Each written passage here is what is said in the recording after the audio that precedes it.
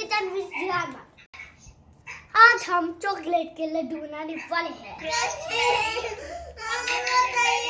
आपको चाहिए 1 bowl Bournvita, 1 bowl Marigold, 1 bowl पिसे हुए बादाम, 1 bowl of Gems and 1 bowl of soap. Side में लिस्ट आ गई होगी। और आपको गर्म दूध का 1 गिलास भी चाहिए। पहले आपको डालना है बॉर्नवीटा इस बाउल में। वेरी गुड सारा। अब आपको डालना है, अब आप करेंगे इसको मिक्स।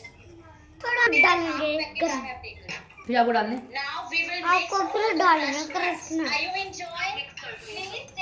अब डालेंगे हम मिल्क। अब करेंगे हम फिर से मिक्स। रुक जा, पिछली बार ज्यादा डल।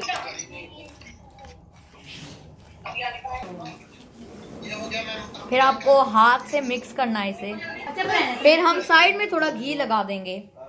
1 अब देखिए ये हो चुका है पूरा मिक्स। अब हम स्टार्ट करते हैं बिस्किट बनाना।